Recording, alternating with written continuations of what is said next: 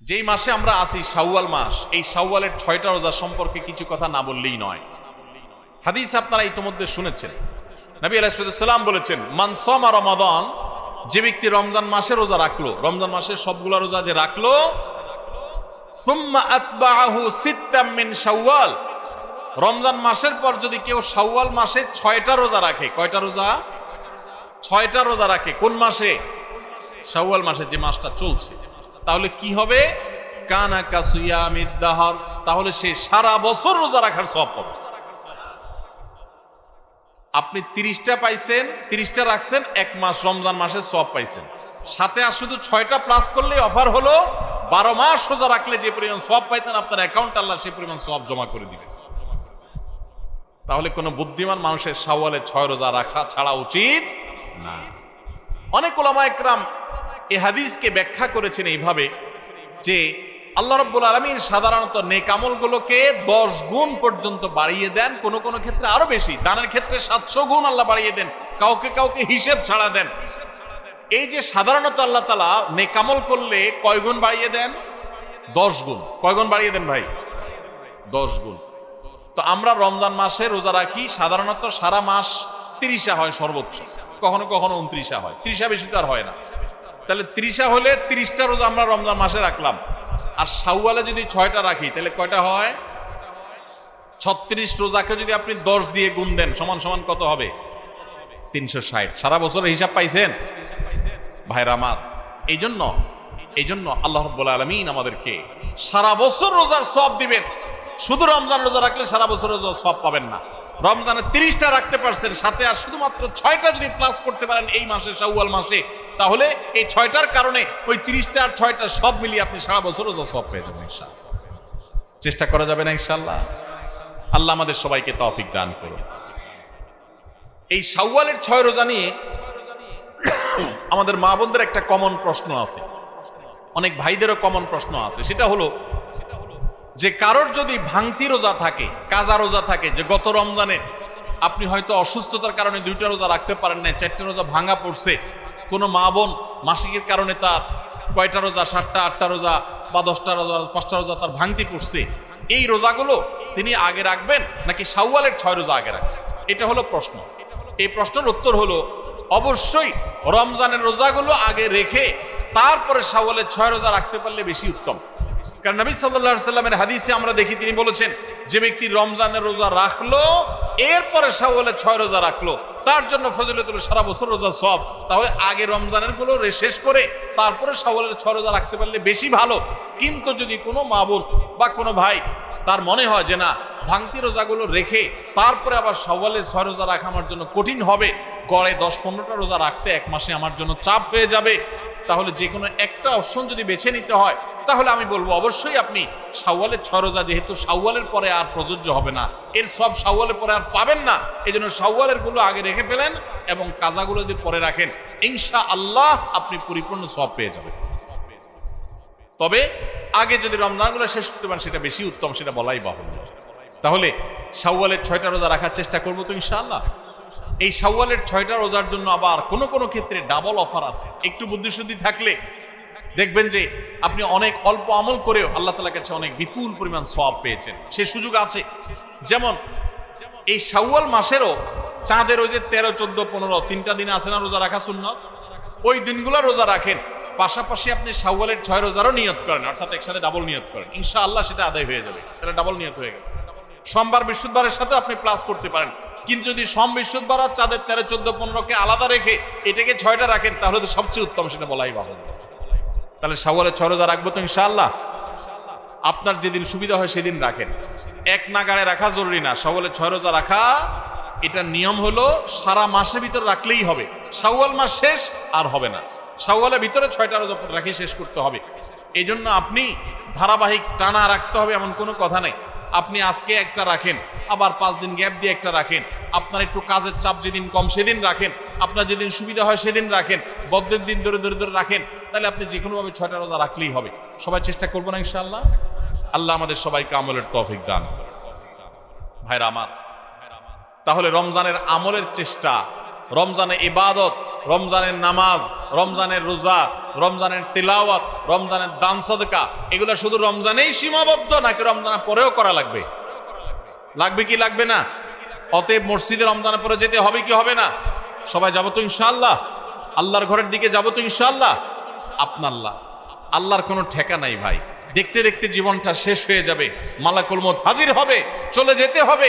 আপনি নিজের আমল নিয়ে যাবেন, আপনার কল্যাণ হবে না। সবাই করবো তো ইনশাআল্লাহ? আল্লাহ আমাদের সবাইকে আমলের তৌফিক দান করুন।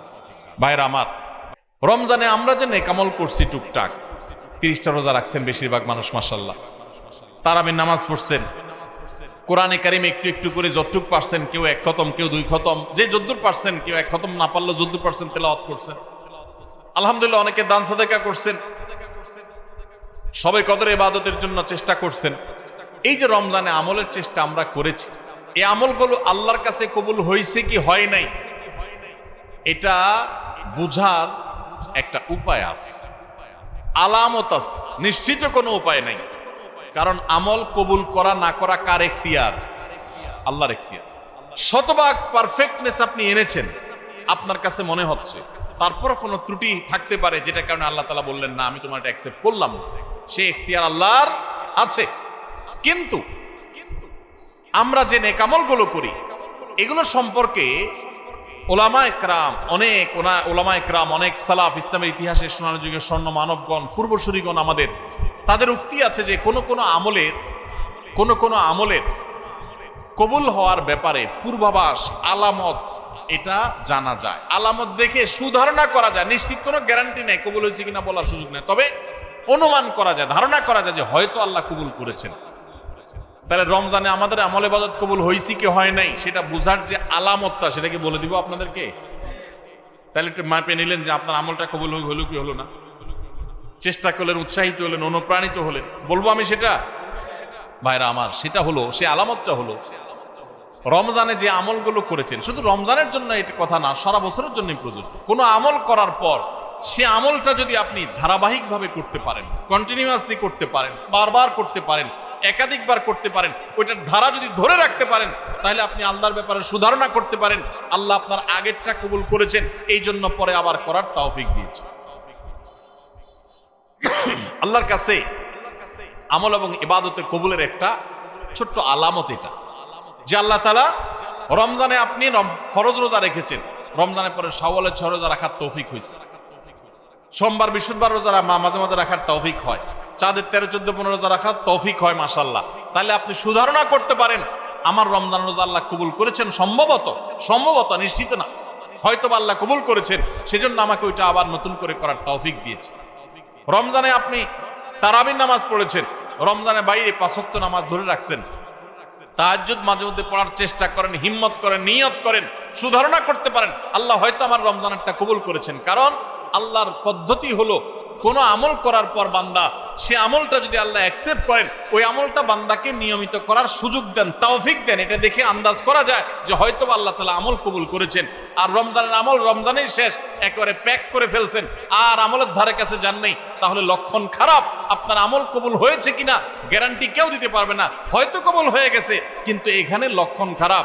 আপনার টেনশনের কারণ আছে যে আমি কেন আর আমলগুলো করতে পারছি না, তাহলে কি আমার আমলগুলো আল্লাহ কবুল করেন নাই? ভাইরা আমার, এটাকে আমি একটা উপমার সাথে দিয়ে একটু বোঝানোর চেষ্টা করি। উপমাটা হলো হালখাতা। আপনাদের এলাকায় হালখাতা আসেনি? এখন আগের মতো এত ব্যাপক হালখাতা সিস্টেম নাই। আমরা আমাদের শৈশবে দেখছি প্রত্যেক দোকানে দোকানে হালখাতা আছে। তো হালখাতার সিস্টেম হলো যে বছরে একদিন হালখাতা হয়, সাধারণত পয়লা বৈশাখে হালখাতা হতো। এখন হালখাতা না, এখন পান্তা ইলিশ। হালখাতার জায়গা দখল করে ফেলছে কিসে? পান্তা ইলিশে। হালখাতা ছিল গ্রাম বাংলার ঐতিহ্য, সেটা চলে যায় ওই জায়গায় ঢুকছে কি? পান্তা ইলিশ। যাই হোক, তো হালখাতার সিস্টেম হলো সারা বছর যা বাকি খাইছেন এই সব টাকা হালখাতার দিন পরিশোধ করে একদম আপনার হিসাব ক্লিন করবেন, পরিষ্কার হয়ে যাবে, কোনো দেনা বাকি থাকবে না। তাহলে এবার আপনাকে দোকানদার একটু মিষ্টি মুষ্টি খাওয়ায়, জিলাপি টিলাপি খাওয়ায়, আর নতুন করে ওই দিনই যদি আবার বাকি চান, যত টাকা চান আপনাকে বাকি দিন। এই না হালখাতার সিস্টেম?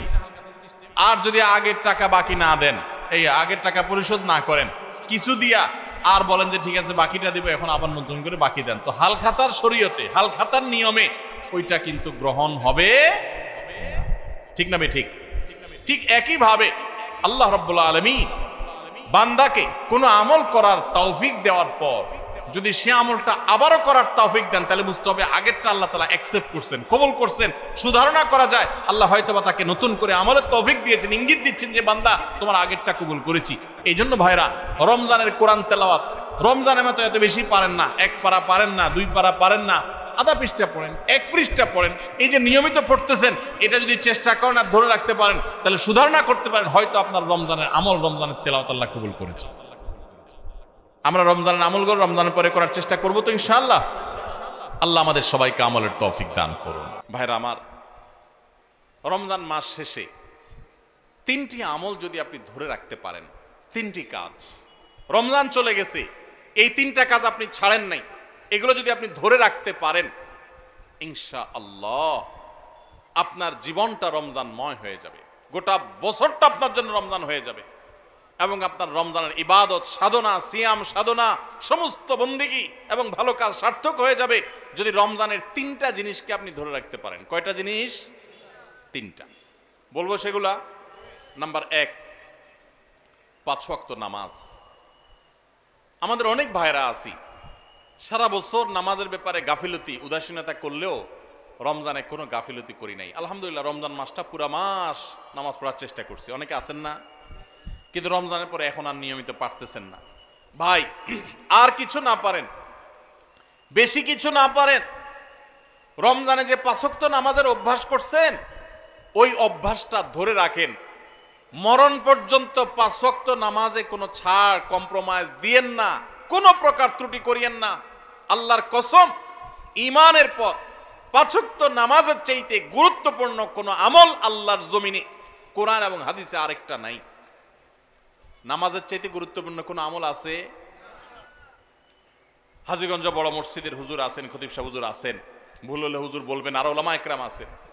ঈমানের পর 5 ওয়াক্ত নামাজের চাইতে গুরুত্বপূর্ণ, ফজিলতপূর্ণ, মর্যাদাপূর্ণ কোন আমল কোরআন এবং হাদিসে আরেকটা। কিন্তু দুঃখের বিষয়, আমরা অনেক মুসলমান আছি বাংলাদেশে, আমরা নামাজ ঠিক মতো পড়ি না। কেউ 4 ওয়াক্ত পড়ে, ফজর পড়ে না, অথবা পড়লে 7টা বাজে উঠি পড়ে। কেউ শুধু জুমা পড়ে, মাঝে মধ্যে পড়ে টক্কা টক্কা। এরপর তিনি আবার নিজেকে খাঁটি মুসলমান দাবি করেন। আবার মুখে বলেও অনেকে, নামাজ না পড়লে কি হয়েছে? কি আছে? ঈমান আছে। নামাজ না পড়লে কি হয়েছে? কি আছে? ওনার ঈমান আছে। এটারে বলে মামুর ভাইয়ের আবদার। নামাজ পড়বেন না, আবার বলবেন ঈমান সব ঠিকঠাক আছে। এটা হলো মামুর ভাইয়ের আবদারের মতো, মানে বোগাস আবদার, ভিত্তিহীন আবদার। এই আবদার কোরআন সুন্নাহ সম্মত নয়। ওমর ফারুক রাদিয়াল্লাহু তাআলা আনহু বলেছেন, লা হাজ্জা ফিল ইসলাম লিমান তারাকাস সালাহ। যে মুসলমানের সন্তান নামাজ পড়ে না, নামাজ ত্যাগ করে ইচ্ছাকৃত ঠান্ডা মাথায়, ইসলামে তার কোনো হিস্সা নাই, কোনো অংশ নাই, তার ইসলামে কোনো ভাগ নাই, ইসলামে তার কোনো নাম নিশানা নাই, যে নামাজ ইচ্ছাকৃত ত্যাগ করে। অনেক ইমামদের মতে ইচ্ছাকৃত ঠান্ডা মাথায় কেউ নামাজ ত্যাগ করলে সে ইসলাম থেকে খারিজ হয়ে যায়। এত জঘন্য ব্যাপার। অন্য যত আপনি গুনাহ করেন না কেন, গুনাহের কারণে আপনি পাপিষ্ঠ হবেন, অপরাধী হবেন, শাস্তিযোগ্য হবেন, কিন্তু বেঈমান হবেন না।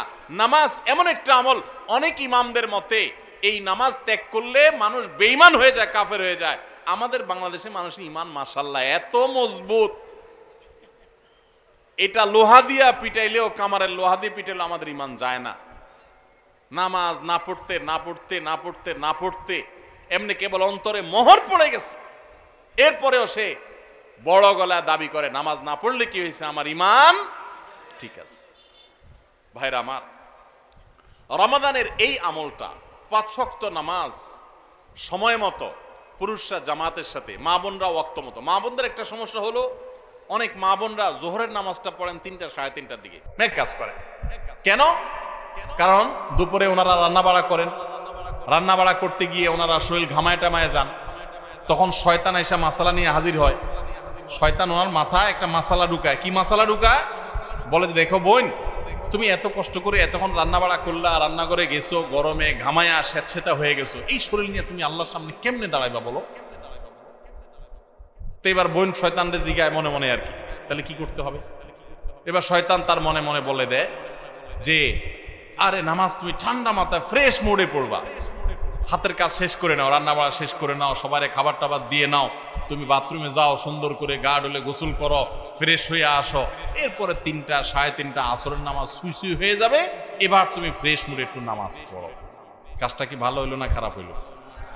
দেখতে কিন্তু ভালো মনে হচ্ছে, তাই না? যে উনি ফ্রেশ মুডে নামাজ পড়বে। টাইম যদি পার হয়ে যায় তো এই ফ্রেশ মুডের 2 পয়সার কোনো মূল্য। আল্লাহ বলেছেন ইন্নাস সালাতা কানাত আলাল মুমিনিনা কিতাবা মাওকুতা, নামাজ ইমানদার যে নির্দিষ্ট সময় পড়াটা ফরজ করা হয়েছে। এজন্য মা বোনরা সময় হওয়ার পর দেরি না করে, অনেক মা বোনরা মসজিদে আজানের অপেক্ষা থাকে, বলে মসজিদে পুরুষরা নামাজ না পড়লে মহিলারা বাসায় নামাজ পড়া যাবে না। না ভাই, পুরুষদের উপর ইসলাম এত ঝুলায় রাখে নাই মা বোনদেরকে। আরে মা বোনদেরকে যে পাওয়ার ইসলাম দিয়েছে, পৃথিবীর নারীবাদীদের 14 গোষ্ঠীর জন্মের বহু আগে ইসলাম নারীদেরকে আকাশে তুলে রেখেছে। এরা এগুলা চিন্তাও করতে পারবে না, এত মর্যাদা দিয়েছে। উমরা যাবেন, পুরুষ হইছেন তো জোরে জোরে তলবিয়া পড়া লাগবে, রোজা আছেন আর গায়ে রোজা আছেন, কোনো মাফ নাই, ছাড় নাই। আর মহিলা হলে আস্তে আস্তে পড়বে, রিল্যাক্স মুড, কোনো টেনশন নেই, কি আরাম, চিন্তা করে। পুরুষ হইছেন 5 ওয়াক্ত মসজিদে দৌড়ায় যায়, জামাতের সাথে নামাজ পড়তে হবে। আর জামাতের সাথে নামাজ না পড়ে অবহেলা করে বাসায় নামাজ পড়ছেন তো খবর আছে, আযাব আছে, আপনি ওয়াজিব তরক করেছেন, গুনাহগার। আর মা বোন মসজিদে যাওয়ার ডিউটি নেই, বাসা পড়লেই পুরুষদের সমান সওয়াব পাবে। ভাই একটা একটা করে আমি দেখাই, অন্তত 10-20টা আমল আমি দেখাতে পারবো যে পুরুষদেরকে আল্লাহ এবং তার রাসূল কষ্ট করে করতে বলেছেন। একই কাজ মহিলাদের বিনা কষ্টে আরামসে রিল্যাক্স মোডে করতে বলেছেন, সওয়াব সমান, কোন কোন ক্ষেত্রে আরো বেশি। নবী সাল্লাল্লাহু আলাইহি সাল্লাম বলেছেন ওয়া বুয়ুতুহুন্না খায়রুল লাহুন্না, নবীজির মসজিদে এসে পুরুষরা নামাজ পড়ে যে সওয়াব পাবে, যেই মহিলা নবী সাল্লাল্লাহু আলাইহি সাল্লামের পিছনে নামাজ পড়তে চেয়েছেন তিনি বলেছেন তুমি তোমার বাসায় পড়লে সওয়াব আরো বেশি হবে। মা বোনদেরকে ইসলাম এত সুযোগ দিয়েছে। তো যাই হোক, এত সুযোগ পাওয়ার পরও অনেক মা বোন তারা হেলায় হারা রমজানের এই আমলটা যদি ধরে রাখতে পারেন, পুরুষরা ওয়াক্ত মতো জামাতের সাথে আর মা বোনরা ওয়াক্ত হয়ে গেলে নিজ জায়গায় দেরি না করে নামাজ পড়ে ফেলেন, ইনশাআল্লাহ আপনার রমজান 30 দিনের হবে না, আপনার রমজান 365 দিনের হবে। সবাই 5 ওয়াক্ত নামাজ ঠিকমতো পড়বো তো ইনশাআল্লাহ। যার 5 ওয়াক্ত নামাজ যত সুন্দর, সে তত আপার ক্লাসের মুসলমান, তার তাকওয়া তত স্ট্রং, তত মজবুত। যার নামাজ যত সুন্দর। নামাজ কিভাবে সুন্দর হয়? ধীরে সুস্থে পড়লে, সময় মতো পড়লে, মনোযোগ নিয়ে পড়লে, খুশু খুশুর সাথে পড়লে, সুন্দর কেরাত দিয়ে পড়লে, শুদ্ধ করে পড়লে, ভালোভাবে পড়লে, আস্তে আস্তে রুকু, আস্তে আস্তে সিজদা। সবকিছুতে গতি ভালো না ভাই। মোবাইল নেটে গতি ভালো, নামাজের মধ্যে গতি ভালো না। নামাজের গতি যত কম হবে, যত স্লো হবে, যত আস্তে আস্তে হবে, যত ধীরে ধীরে হবে, তত নামাজের মর্যাদা আল্লাহর কাছে বেশি হবে। আপনার মসজিদে যে মুসল্লি সবচেয়ে বেশি সময় নিয়ে নামাজ পড়ে, আপনি বুঝবেন এই লোকটা সবচেয়ে আপার ক্লাসের মুসলমান। নামাজের ক্ষেত্রে অন্তত, তার অন্য ক্ষেত্রে ত্রুটি থাকলে সে অবশ্যই দোষী হতে পারে, বাট নামাজটা তার সবচেয়ে সুন্দর, কারণ সে নামাজের সবচেয়ে বেশি সময় নিচ্ছে। এই জন্য সময় নিয়ে ধীরে ধীরে সুন্দর করে নামাজ পড়বো তো ইনশাআল্লাহ। রমজানে যারা নামাজ পড়ছেন ভাই, মরণ পর্যন্ত নামাজ পড়বেন। আপনারা কোরআনের একটা আয়াত শুনেছেন, জাহান্নামীদেরকে যখন জাহান্নামে নিক্ষেপ করা হবে, জাহান্নামীদের সাথে জান্নাতীদের কনভারসেশন হবে, কথোপকথন হবে। জাহান্নামীদেরকে জিজ্ঞাসা করা হবে মা সালাকাকুম ফি সাকার, তোমাদের কোন অপকর্মে, কোন বদভ্যাসে, কোন খারাপ কাজ তোমাদেরকে জাহান্নামে এনেছে বলো। তারা বলবে ভাই ক্বালু লাম নাকু মিনাল মুসাল্লিন, ক্বালু লাম নাকু মিনাল মুসাল্লিন। জাহান্নামীরা বলবে আমাদের যেই অপকর্মে, যেই পাপের কারণে আজ জাহান্নামে আসতে হয়েছে, সে পাপ হলো যে আমরা মুসল্লি ছিলাম না দুনিয়াতে, 5 ওয়াক্ত নামাজ ঠিকমতো পড়তাম না। ভাইরে, যা করেন না করেন সবকিছুর আগে 5 ওয়াক্ত নামাজটা ঠিক করেন। ইমানদারের জীবন যাবে, নামাজ যেতে পারে না ভাই, কোনো অবস্থাতে না, কোনো অবস্থাতে না। নামাজ ত্যাগ করার কোনো সুযোগ নেই। নামাজ এমন ইবাদত দেখেন, আপনার কাছে যদি পানি না থাকে, ওযু করার মতো পানি না থাকে, তাহলে তো নামাজ মাফ নাকি? যে পানি নাই বেচারা কি করবে? পানি না থাকলে কি করতে হবে? মাটি দিয়ে তায়াম্মুম করতে হবে। আপনার সতর ঢাকতে হয় নামাজের জন্য, পুরুষের নাভি থেকে হাঁটু পর্যন্ত। সতর ঢাকার মতো কাপড়ও যদি না থাকে, এরকম কোন পরিস্থিতি আল্লাহ না করুন যদি আপনি পড়েন, তাহলে তো নামাজ মাফ নাকি? জি না, ওই অবস্থায় নামাজ পড়তে হবে। কেউ কেবলা কোন দিকে, কেবলার দিকে নামাজ পড়া ফরজ, এটা নামাজের শর্ত যে কেবলামুখী হওয়া। এখন কেবলা কোন দিকে আপনি কোনোভাবে জানতে পারছেন না, আকাশ মেঘলা বা কোনো কারণে এমন জায়গায় আছেন সূর্য দেখছেন না, কোনো কম্পাস নাই, এমন জায়গায় আছেন কেবলা কোন দিকে আপনি সেটা ফাইন্ড করতে পারছেন না, তো ফাইন্ড আউট করতে না পারলে, কেবলা নিরূপণ করতে না পারলে নামাজ মাফ নাকি? তাহলে কি করবে? কাউকে জিজ্ঞাসা করে পারলে পড়বে, আর জিজ্ঞাসা করার মতো কোনো লোক না থাকলে, কেউ যদি তথ্য দিতে না পারে সঠিক, তাহলে যেই দিকে কেবলা বলে তার মন বলবে সেদিকে ফিরে নামাজ পড়বে, তারপর নামাজ মাফ নাই। কেউ যদি দাঁড়ায় নামাজ পড়তে না পারে, অসুস্থ হয়ে পড়ে, তাহলে তো মাফ নাকি? আল্লাহু আকবার। দাঁড়ায় পড়তে পারে না, তাও মাফ নাই। কি করতে হবে?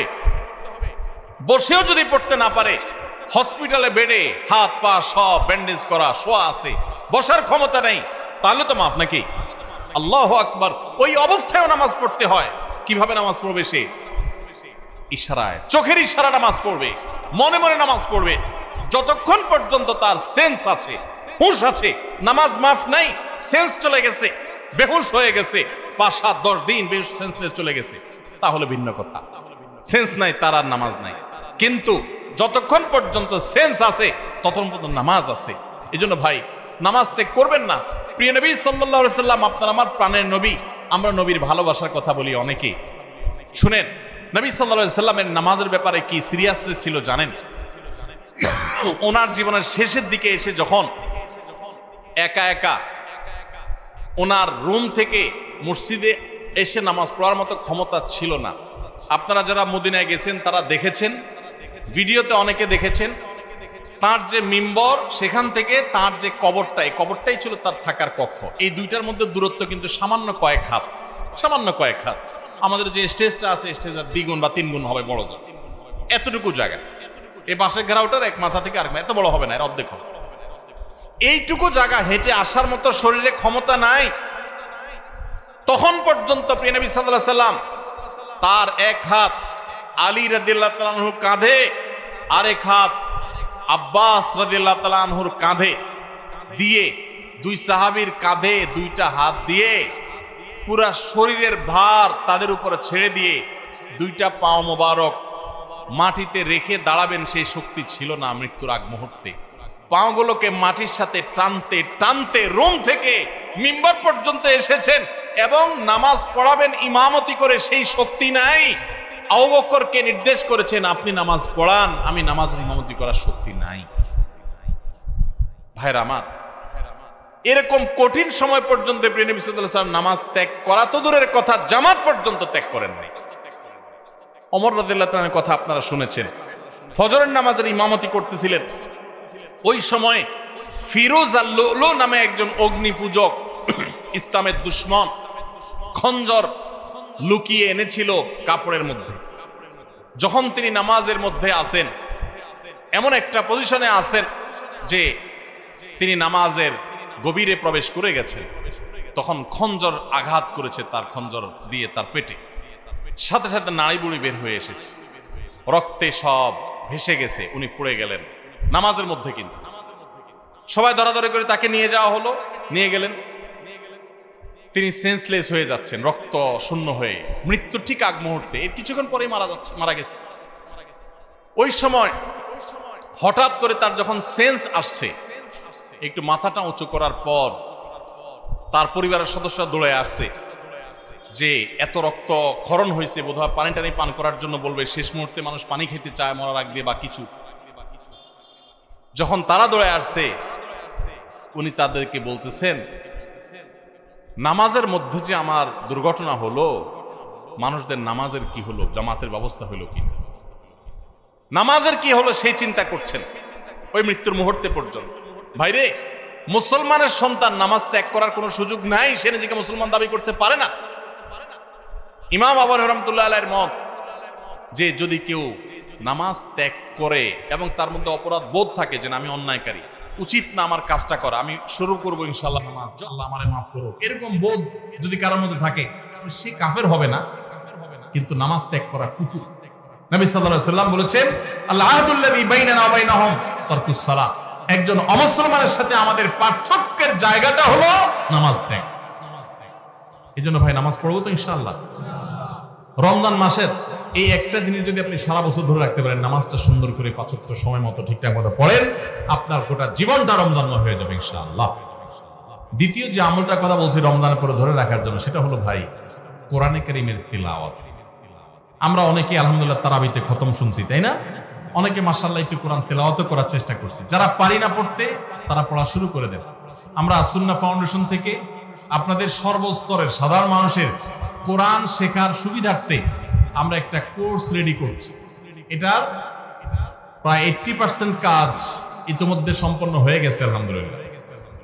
এটার 20% কাজ বাকি আছে। আশা করছি খুব শীঘ্রই সেটা শেষ হয়ে যাবে। হয়ে গেলে এটা আমরা সবার জন্য ওপেন করে দিব।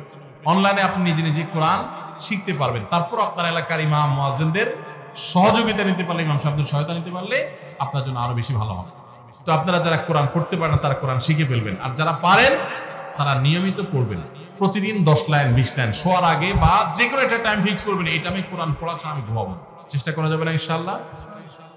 রমজানের কোরআন তেলাওয়াতের আমলটা সারা বছর একটু হলেও ধরে রাখেন, আপনার জীবনটা বদলে যাবে, আপনি আমল করবেন দেখবেন। নাম্বার 3 নম্বর আমল হলো রমজান মাসটা মূলত গুনাহ ত্যাগের মহড়ার মাস, গুনাহ ত্যাগের প্রশিক্ষণ নেওয়ার মাস। আল্লাহ বলেছেন কুতিবা আলাইকুমুস সিয়ামু কামা কুতিবা আলাল্লাযিনা মিন ক্বাবলিকুম লাআল্লাকুম তাত্তাকুন, তোমাদের উপরে সিয়াম ফরজ করা হয়েছে, তোমাদের পূর্ববর্তীদের উপর যেমন ফরজ করা হয়েছিল। কেন? যেন আশা করা যায় তোমরা মুত্তাকি হতে পারো। মুত্তাকি মানে কি? গুনাহ ছাড়া শেখা। পৃথিবীতে যত অপরাধ হয়, দুনিয়াতে যত পাপের কাজ হয়, এই সমস্ত অপরাধ, সমস্ত পাপের কাজ সাধারণত 2 কারণে হয়। এক হলো খুন্নি বৃত্তির কারণে হয়, আর একটা হলো যৌন বৃত্তির কারণে হয়।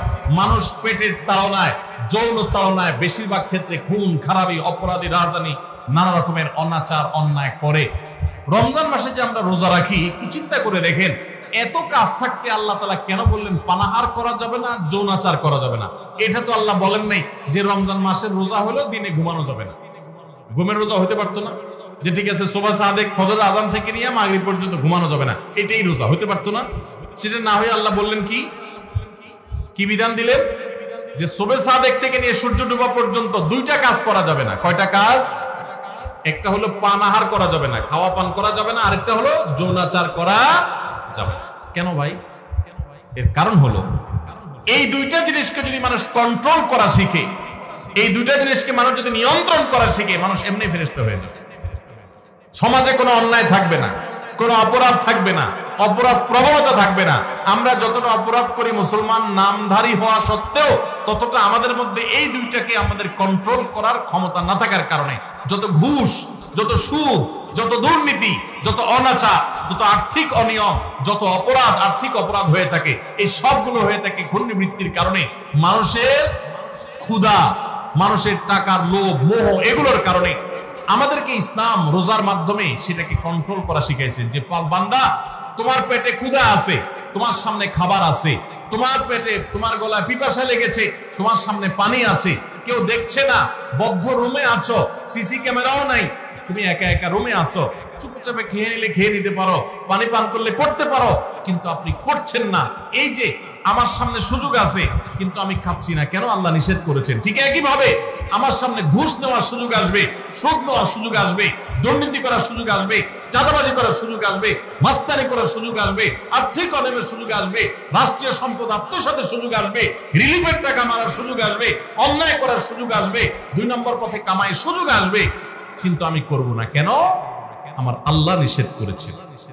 যে আল্লাহর ভয়ে রোজা রেখে আমি খাই নাই, যে আল্লাহর ভয়ে রোজা রেখে আমি পান করি নাই, যে আল্লাহর ভয়ে আমার পিপাসা ছিল, ক্ষুধা ছিল, খাবারও ছিল, কিন্তু আমি সেগুলো ধরি নাই, সেই আল্লাহর ভয়ে আমি সারা বছর যদি দুর্নীতি ছেড়ে দেই, তাহলে সমাজটা ফেরেশতা হয়ে যাবে না? ঠিক একইভাবে যৌন বৃত্তির কারণে, যৌন তাড়না আকাঙ্ক্ষার কারণে, এটা নিয়ন্ত্রণহীন হওয়ার কারণে মানুষ খুন খারাপি, মাদক, নানা রকমের অপরাধের সাথে মানুষ জড়িয়ে পড়ে। ইসলাম বলেছে আমাদেরকে রোজার মাধ্যমে সেটাকে কন্ট্রোল করা শিখ। দেখুন, গোটা পৃথিবী ভোগবাদী দুনিয়া, আজকের এই পৃথিবী আপনাকে শুধু ভোগের কথা বলবে। যত বিজ্ঞাপনী বিলবোর্ড দেখবেন, যত প্রচারপত্র দেখবেন, যত বিজ্ঞাপনী ভিডিও দেখবেন, যত অ্যাডভার্টাইজমেন্ট দেখবেন, সবগুলো দেখবেন ভোগ, ভোগ এবং ভোগ। এই যে পয়লা বৈশাখ গেল, শুধু ভোগ আর কিচ্ছু নেই। খাও দাও, ফুর্তি করো, জামা কাপড় পরা, শেষ। ঈদ আপনাকে বলেছে ভোগ করো, কিন্তু তার আগে ত্যাগ করো। ফিতরা দিয়ে গরিবের মুখে হাসি ফোটাও, এরপর তুমি হাসো। কোরবানির গোশত থেকে নিজে খাও, ওয়া তা'মুল বাইসুল ফকির, গরিবকে খাওয়াও। ইসলামের উৎসবে ভোগও আছে, ত্যাগও আছে, কিন্তু এই সমস্ত বর্ষবরণ, এই সমস্ত অনুষ্ঠানে শুধু ভোগ আছে, এগুলোতে কোনো ত্যাগের শিক্ষা নাই। গোটা সমাজ আজ উচ্ছন্নে চলে যাচ্ছে, গোটা সমাজ আজ নষ্টের দ্বার প্রান্তে চলে যাচ্ছে। এর অন্যতম প্রধান কারণ হলো আমরা একটা ভোগবাদী পৃথিবীতে আছি। এখন আমাদের সবাই শুধু ভোগ করা শিখে, ত্যাগ শিখে না। এখন সেই যুবক সমাজে পাওয়া যায় না যেই যুবক সে তার সিটটা একজন বয়োজ্যেষ্ঠ মানুষের জন্য স্যাক্রিফাইস করে পাবলিক পরিবহনে। সেই যুবক পাওয়া যায় না যেই যুবক একজন মুরব্বী মানুষকে দেখে রেসপেক্ট করে রাস্তার পাশে দাঁড়িয়ে শ্রদ্ধা ভরে তাকে সালাম নিবেদন করে। এখন উচ্ছৃঙ্খল যুবক পাওয়া যায়, কিশোর গ্যাং পাওয়া যায়, অপরাধী পাওয়া যায়, সন্ত্রাসী পাওয়া যায়, মাদকের চোরাকারবারি পাওয়া যায়, উচ্ছৃঙ্খল সন্ত্রাসী, মাস্তানি করা, চাঁদাবাজি করা যুবক পাওয়া যায়। কিন্তু সমাজে সেই ভালো যুবক হারিয়ে গেছে, কারণ ইসলাম আমাদের জীবন থেকে হারিয়ে গেছে। রমজানের রোজা আমাদেরকে এই বার্তা দিয়েছে যে তোমার খাদ্যের চাহিদাকে, তোমার টাকার লোভকে, তোমার অর্থের মোহকে, তোমার যৌন আকাঙ্ক্ষাকে, এগুলো তুমি কন্ট্রোল করো। রোজা রাখার মাধ্যমে শেখো যে এই টাইমের মধ্যে তুমি করবা না, মনে চাইলেও সুযোগ থাকলেও তুমি করবা না। তোমার সামগ্রিক জীবনে যখনই কোনো অন্যায়ের হাতছানি আসবে, অপরাধের হাতছানি আসবে, অপরাধের সুযোগ তৈরি হবে, দুর্নীতি করার সুযোগ তৈরি হবে, তোমার কোনো গুনাহের কাজ করার সুযোগ তৈরি হবে, মনেও চাইবে, কিন্তু তুমি করবে না। কেন? কারণ আল্লাহ নিষেধ করেছেন। কেউ দেখছে না, আল্লাহ দেখছেন। আল্লাহর ভয় তুমি নিয়ন্ত্রণ করবে। এই নিয়ন্ত্রণটাই রোজা মাস আমাদেরকে শিক্ষা দেয়। রমজান মাস চলে গেছে, আর কিছু করতে না পারেন, রমজানের এই শিক্ষাটা যদি আপনি ধরে রাখতে পারেন, সারা বছর জুড়ে আপনার অফিসে যখন দুর্নীতি করার সুযোগ আসে, তখন যদি আপনার মনে হয় আমি তো রোজা রেখে খাই নাই, পান করে নাই, আল্লাহর ভয়ে কেউ দেখে নাই, তারপরও করি নাই, তাহলে এখন যে আমি 2 নম্বরই করব, আল্লাহ কি দেখছেন না? আল্লাহ কি এটা নিষেধ করেন নাই যে আল্লাহ রোজা রেখে আমাকে হালাল খানা খেতে নিষেধ করেছেন, হালাল পানীয় পান করতে নিষেধ করেছেন? সেটাকে যদি আমি এত গুরুত্বের সাথে মেনে থাকি, তাহলে এখন হারাম ঘুষ কিভাবে আমি নিতে পারি, হারাম দুর্নীতি কিভাবে আমি করতে পারি, চাঁদা কিভাবে আমি নিতে পারি? আমার তো আল্লাহর ভয় হওয়া উচিত। আল্লাহর সামনে দাঁড়াতে হবে, আল্লাহর সামনে কাপন পরে যেতে হবে, সব রেখে চলে যেতে হবে। এই ভয় যদি আপনার মধ্যে কাজ করে, এটা যদি জাগ্রত হয়, আল্লাহর কসম আপনি আল্লাহর ব্যাপারে সুধারণা করতে পারেন। আপনার রোজা সাকসেস, আপনার রমজান সফল, আপনার রমজান আল্লাহর ইবাদত বন্দেগী, আল্লাহ যেগুলো করেছেন সেগুলো আল্লাহ কবুল করেছেন, এটা আপনি ধারণা করতে পারেন। যদি রমজান যাওয়ার পরে আপনার অপরাধ করার সময় মনে পড়ে আমি না রোজা রেখে পানাহার করি নাই আল্লাহর ভয়ে, তাহলে এখন এই অন্যায়গুলো করা যাবে না। কার ভয়ে? আল্লাহর ভয়ে। তাহলে 3 নম্বর আমল হলো, রমজান চলে গেছে কিন্তু রমজানের শিক্ষাটা রয়ে গেছে। শিক্ষাটা কি? যে আল্লাহর ভয়ে সমস্ত পাপাচার থেকে, সমস্ত অনাচার থেকে, সমস্ত অন্যায় থেকে বেঁচে থাকবো। বিশেষ করে আপনারা এখানে বেশিরভাগ মানুষ যুবক ভাইরা আছেন, 2-4 জন বন্ধু বান্ধব যখন একসাথ হন, বাসে উঠলেন, মনে করেন কন্ট্রাক্টরের সাথে এক কথার থেকে 2 কথা বেশ কম হয়ে গেল। শরীরটা, বন্ধু বান্ধব যখন 4-5 জন থাকেন, কলেজ স্টুডেন্ট হন, তখন কিন্তু শরীরের মধ্যে একটা ভাব চলে আসে না? একা একা থাকলে তো একেবারে বিড়ালের মতো সোজা থাকে, তাই না? ভদ্র মানুষের মতো ভাড়াটা চাইলে দিয়ে দেন। যখন বন্ধু 4-5 জন থাকেন, তখন কন্ট্রাক্টরের সাথে এক কথা বেশি 2 কথা হইলেই হাতা গোছানো শেখে। এ বেটা, কার সাথে কি বলতেছিস, চিনস? মাস্তানি শুরু হয়ে যায় না? ছোট লোকরা মাস্তানি করে, খুব ভালো করে শুনে রাখবেন। কোন বড় মানুষ, বড় মনের মানুষ, ভালো মনের মানুষ মাস্তানি করে না। গুন্ডামি, মাস্তানে, গায়ের জোর দেখা সব অভদ্র, ছোট লোক, নিচু লোক। কোন ভদ্রলোক কখনো মানুষকে গায়ের জোর দেখাবে। যদি কারোর কোনো কিছুতে গায়ের জোর আগে চলে আসতে হয়, বেশিরভাগ ক্ষেত্রে মাস্তানি, গুন্ডামি করার মানসিকতায় বুঝতে হবে এটা হলো আস্ত ছোট লোক। ছোট লোক ছাড়া কোনো ভদ্রলোক কোনোদিন কাউকে গায়ের জোর দেখাবে। দুর্বলের প্রতি যদি কেউ চাপিয়ে পড়ে, দুর্বলের প্রতি যদি কেউ ঝাঁপিয়ে পড়ে, এর মতো কাপুরুষ, এর মতো ছোট লোক এর মতো নিচু লোক আল্লাহর জমিনে আরেকটা নেই। যুবক ভাইরা, মাস্তানি করার জন্য যোগ্যতার দরকার হয় না। মাস্তানি কুকুরে পারে, মাস্তানি বাঘে পারে, মাস্তানি সিংহে পারে, মাস্তানি হিংস্র জীবজন্তু করতে পারে, মাস্তানি সাপে করতে পারে, মাস্তানি আল্লাহর অনেক এই সমস্ত হিংস্র জীবজন্তু প্রাণীরা পারে। বিনয় এটা মানুষ পারে, এটা সবাই পারে না। বিনয়ী হবেন না অহংকারী হবেন? মাস্তানি করবেন না মানুষ উপকারী করবেন? গুন্ডামি করবেন না ভালো মানুষ হবেন? আল্লাহ আমাদের যুবকদেরকে আদর্শ যুবক হওয়ার তৌফিক দান করুন। আল্লাহ আমাদের যুবকদেরকে সমাজের সেরা মানুষ হওয়ার তৌফিক দান করুন। যুবক ভাই, 4-5 বন্ধু যখন মিলবেন, মাস্তানি না করে কোথাও একটা সাঁকো ভেঙে গেছে, কয়েকটা বাঁশ নিয়ে কয়েক যুবক বন্ধু মিলে সেটা ঠিক করে দেন। করে একজন বৃদ্ধ তিনি কষ্টে আছেন, তার বোঝাটা 2-3 বন্ধু 4 বন্ধু মিলে একটু তুলে দেন, হালকা করে দেন। ভাইরা আমার, মাস্তানিতে মজা পান আপনারা, আমি জানি। গুন্ডামিতে এক ধরনের মজা পাওয়া যায়, একটু ভাবসাব জাহির হয়, শরীরের মধ্যে একটা অবস্থা তৈরি হয়, বুঝি। কিন্তু ভাই, কখনো কি আপনি একটু বিনয়ী হয়ে দেখেছেন? আপনি কখনো বিনয়ী হয়ে দেখেছেন? সালহাতু সঙ্গে বুদি দিল খারাস আজমুদে এক জামানা খাকে বাস। বহু বছর তো পাথর হয়েছিলেন, গুন্ডামি মাস্তানি বহু করেছেন, গায়ের জোর বহু দেখিয়েছেন। প্লিজ পরীক্ষা করে হলেও কিছু কালের জন্য একটু মাটি হয়ে দেখেন। আল্লাহর কসম, গুন্ডামি করে যে মানসিক শান্তি পান, আপনি মাটি হয়ে বিনয়ী হয়ে মানুষের উপকারী হতে পারলে তার চেয়ে বেশি শান্তি পাবেন। মানসিক শান্তি, সুখ পাবেন, সুখ, ভালো লাগে কাজ করবে। সবাই বিনয়ী হবে তো ইনশাআল্লাহ। চায়ের দোকানে যুবক যদি একা একা বসে, তো মেসিয়ার টি বয়, চায়ের দোকানের কর্মচারী ওই লোকটাকে ভদ্রলোকের মতো বলে, ভাই একটা চা হবে, বা চাচা একটা চা দিবেন।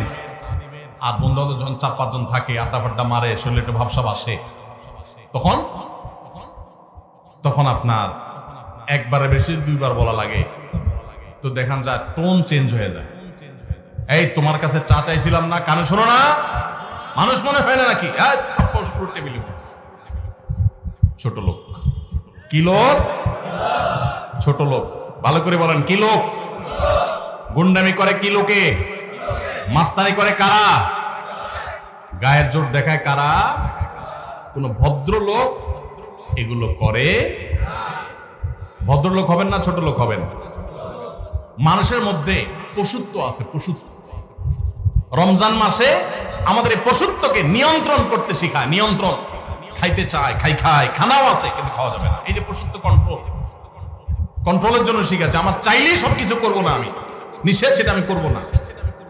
এই জন্য পশুত্ব কন্ট্রোল যদি করতে পারেন, রমজান চলে গেছে কিন্তু রমজানের শিক্ষাটা যদি আপনার মাথায় চলে আসে, আপনি একটা অন্যায় কাজ যদি ছাড়তে পারেন রমজানের শিক্ষা থেকে শিক্ষা অর্জন করে, তাহলে ইনশাআল্লাহ রমজান আপনার সার্থক। তাহলে 3টা আমল বলছিলাম ভাই, ধরে রাখেন। নাম্বার 1, রমজান মাস চলে গেছে, 5 ওয়াক্ত নামাজ ছাড়বেন না, কখনো না। জীবন চলে যাবে, নামাজ ছাড়বেন না, চেষ্টা করা যাবে না ইনশাআল্লাহ। 2 নম্বর হলো রমজান চলে গেছে, রমজানে কোরআন তেলাওয়াতটা ধরে রাখবেন, হোক সেটা পরিমাণে অল্প অল্প করে।